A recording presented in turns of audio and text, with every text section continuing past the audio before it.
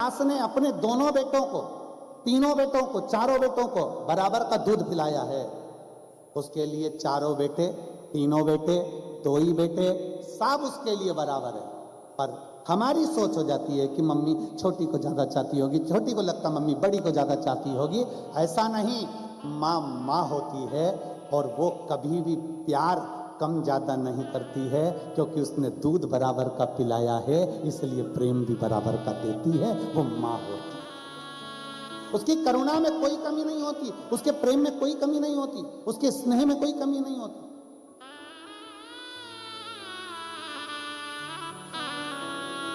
आप किसी बड़े बुजुर्ग के पास जाकर बैठेंगे, जैसे बुर्ज खलीफा में गए हो तो वहां नीचे बैठे तो छांव है, इतना धूप होने के बाद भी उसके नीचे छांव। किसी बुजुर्ग के पास जाकर बैठना, किसी बड़े के पास जाकर बैठना, उसके पास जाकर बैठोगे तो उसको शीतलता का अनुभव होगा, शांति का अनुभव होगा, उसको स्नेहता का अनुभव होगा कि हम किसी के पास बैठे हैं। जिसके पास बैठने पर तुम्हें अच्छी एनर्जी मिले, जिसके पास बैठने पर तुम्हें अच्छी ऊर्जा मिले, जिसके पास बैठने पर तुम्हें लगे कि थोड़ी देर इनके पास बैठना चाहिए, समझ लेना कि वो कोई सहज नहीं हो सकता, वो साधारण नहीं हो सकता, कहीं ना कहीं उस प्रभु का कृपा पात्र हो सकता है। घर का बुजुर्ग, घर का बड़ा, माता पिता, घर के नाना नानी, घर के दादा दादी ऐसे होते हैं जिनके पास बैठने से बहुत कुछ प्राप्त होता है,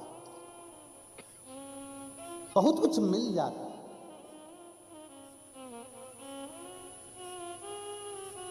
अब जैसे आपके घर में दादी है, नानी है, घर के बड़े हैं, देवताओं में बड़ा कौन है? देवताओं में बुजुर्ग कौन? देवाधिदेव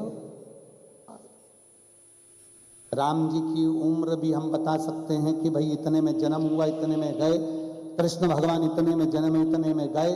पर एक देव ऐसा है, देवाधिदेव महादेव, जिसकी उम्र का ठिकाना नहीं। माता पार्वती जी का जब विवाह माता मैनावती कर रही थी शिव जी से, पार्वती जी जिद पकड़कर अड़ गई कि मुझे तो शादी शंकर से ही करना है। पार्वती को समझाया कि शिव तो ठहरे कैलाशी, हरि गोरा पछताओगी, और बूढ़े जोगी के संग तुम कैसे रह पाओगी। उस जोगी के आगे ना पीछे कोई नहीं। भाई देखते थे पहले माता पिता, आज का समय और पहले का समय में बहुत अंतर है। पहले लड़की का शादी करने से पहले देखा जाता था कि लड़की की शादी जिस घर में हो रही है उसके घर में सास ससुर है कि नहीं, दादा ससुर है कि नहीं, दादी सास है कि नहीं, देवर जेठ है कि नहीं। पहले देखते थे 4-5 देवर होना चाहिए, 3-4 ननंद होना चाहिए, 8 मौसी सास, 7 मामा ससुर, सब देखते थे। और आज के जमाने में लड़की की शादी करना है तो पहले देखते हैं कौन कौन है।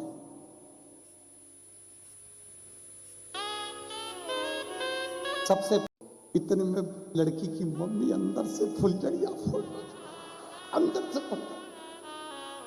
हे प्रभु बड़ी कृपा करी तेने बाबा, बहुत कृपा करी। फिर पूछा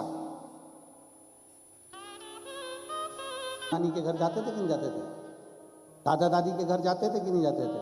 तो बच्चा जब नाना नानी के घर में जन्म लेता है, दादा दादी के घर में जन्म लेता है, तो वह हर महीने 2 महीने 6 महीने में अपने नाना नानी के घर जाता रहता है। क्यों?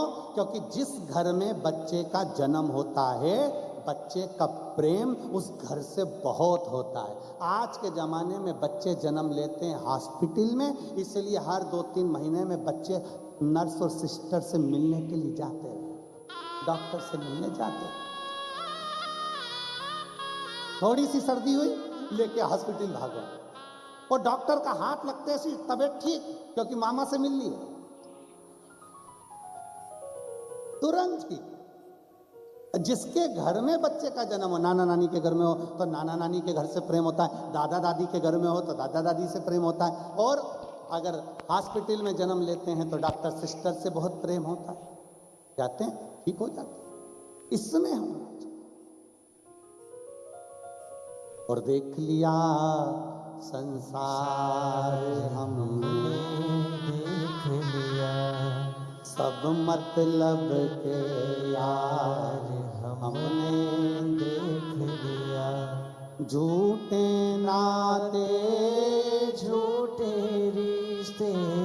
झूठे नाते झूठे रिश्ते, अरे झूठा है संसार हमने देख लिया, सब मतलब के यार हमने देख लिया। एक स्नेह आपस में प्रेम को मजबूत करिए, कुछ नहीं जाना।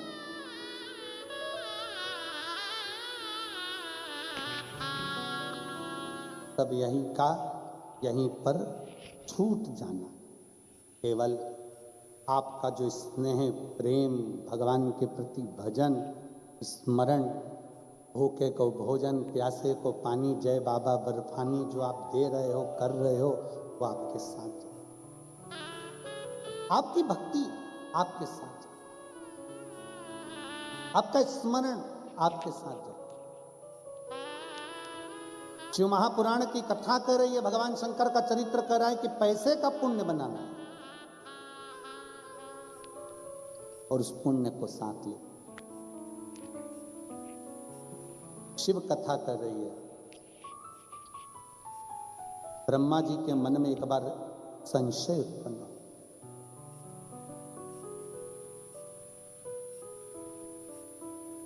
और ब्रह्मा जी के हृदय में संशय ये उत्पन्न हुआ कि ब्रह्मदेव ने अपने मन में ये संशय कर लिया, ब्रह्मा जी ने, कि सब कुछ करने वाला मैं ही हूं, दूसरा कोई।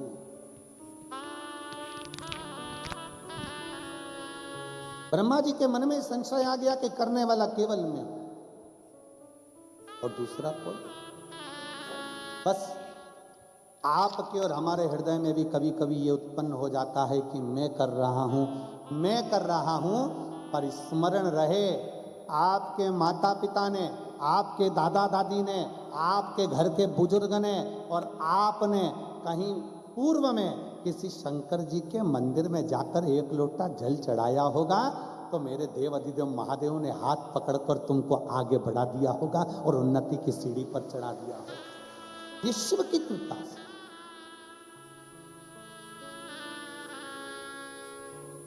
कितना सुंदर चरित्र आता है गुरु नानक देव जी का।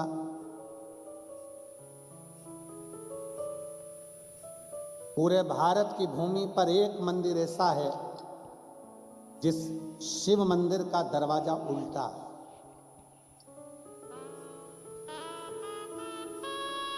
जिसको महाराष्ट्र का औंढा नागनाथ कहते हैं। आप में से किसी ने दर्शन करे हैं? अरे वाह, प्रणाम आपको सभी को। औंढा नागनाथ किसके कारण भगवान शंकर का मंदिर का दरवाजा बदल गया? गुरु नानक देव जी महाराज और संत नामदेव जी महाराज दोनों जा रहे थे, धारण करते करते शिव मंदिर के अंदर प्रवेश कर गए। नामदेव जी की आदत थी, करताल उठाया, शिव नाम गाया, विठ्ठल नाम गाया, विठ्ठल विठ्ठल विठ्ठल, पांडुरंगा पांडुरंगा, विठ्ठल पांडुरंगा, नामदेव जी का। जितने ब्राह्मण बैठे थे, साधु संत बैठे थे, उनको बुरा लग गया। एक तो मंदिर में इतनी भीड़, अंदर भजन गा रहा। नामदेव जी को एक बार समझाया, 2 बार समझाया, माने नहीं। नामदेव जी को उन्होंने उठाया और उठा के मंदिर के ठीक पीछे ले जाकर उनको रख दिया। नामदेव जी की आंख से आंसू बहने लगे। गुरु नानक देव जी ने देखा,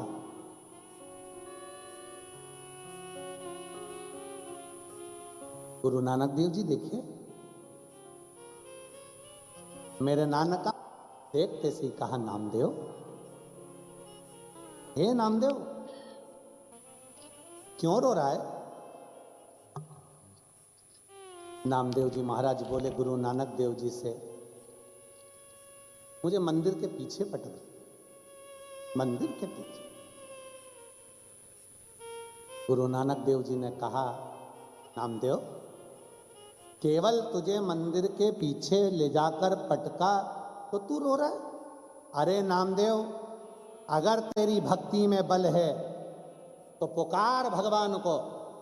एक भक्त की भक्ति में अगर बल होता है तो मंदिर का दरवाजा भी बदल जाता है, मंदिर की मूर्ति भी बदल जाती है। पुकार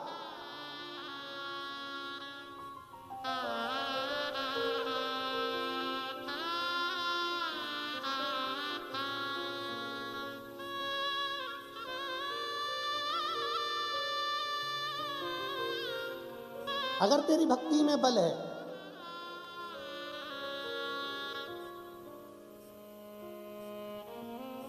गुरु नानक देव जी नामदेव जी से कहे, पुकार। एक भक्त की भक्ति में वो बल होना चाहिए, वो दर्द होना चाहिए कि परमात्मा खींच कर चला है।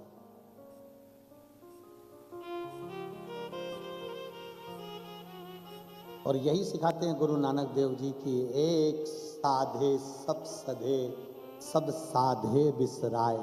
गुरु नानक देव जी कहते हैं कि अगर आपका टूट भरोसा है, विश्वास है, तो मंदिर का द्वार भी बदलेगा। पुकार क्यों नहीं हो सकता? आपका भरोसा अगर निश्चित है, विश्वास अगर निश्चित है। हमारे चंद्राकर जी बता रहे थे, हम जब पहले दिन आए एयरपोर्ट से, जब यहाँ पहुँच रहे थे तो हमने पूछा कि बहुत बहुत साधुवाद है। हमने सीहोर जब कहीं कथा चल रही थी तो हमने कहा था वहाँ से कि एक माता जी का बड़ा मन है कथा का, और ये कथा एक माता जी के कारणवश दुबई में हो रही है। तो कह रहे थे गुरुजी, हमारे पुत्रों को मालूम पड़ा, बेटों को, तो उन्होंने अपनी माता से कहा कि माँ तू चिंता मत कर, कथा भारत की भूमि पर रायपुर की जगह पर कथा कराऊंगा तो दुबई में ही यहीं कराएंगे, और शिव शंकर की ये कथा यहाँ हो। मैं ऐसे बहू बेटाओं को धन्यवाद देता हूँ, ऐसी बहुओं को धन्यवाद देता हूँ जिन्होंने अपने पतियों से कहा कि माँ की अगर इच्छा है तो शिव पुराण की कथा होना चाहिए। और ये बहुओं को साधुवाद देता हूँ कि आपके माँ बाप के संस्कार यहाँ झलकते, आपके माता पिता के संस्कार यहाँ झलकते।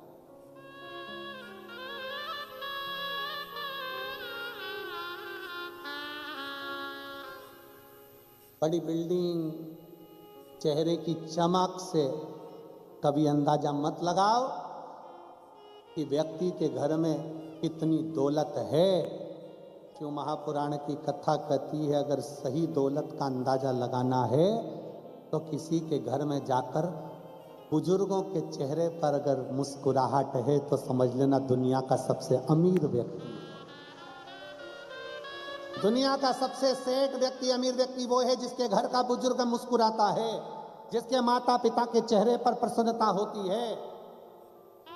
घर का सबसे अमीर व्यक्ति वो है जिसके घर की स्त्री, जिसके घर की नारी, जिसके घर की बहन, बेटी, पत्नी, माँ, जिसके घर की नारी के चेहरे पर प्रसन्नता है। पति कमाए खूब और घर की पत्नी आंखों में से आंसू ढलाए तो वो घर में लक्ष्मी का भाव श्रेष्ठ नहीं है। घर में धन आए बहुत और माँ घर में रोए, वो श्रेष्ठता नहीं है। घर में धन आए बहुत और घर की स्त्री अगर आंख से आंसू बहाए तो श्रेष्ठता नहीं है।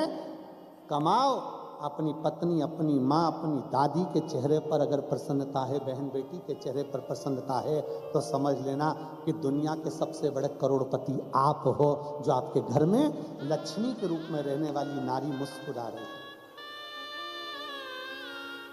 ये प्रसन्नता है, ये जीवन का एक आनंद है, एक सुख है। नामदेव जी पुकारो, गुरु नानक देव जी ने कहा, अरे नामदेव पुकारो।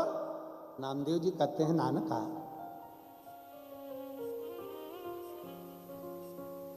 क्या शंकर के मंदिर का दरवाजा बदल सकता है? गुरु नानक देव जी मुस्कुराकर कहते हैं, नामदेव तुझे क्या तेरी भक्ति पर विश्वास नहीं है? नामदेव तुझे क्या अपने भक्ति पर भरोसा नहीं है? हमसे लोग कहते हैं, महाराज जी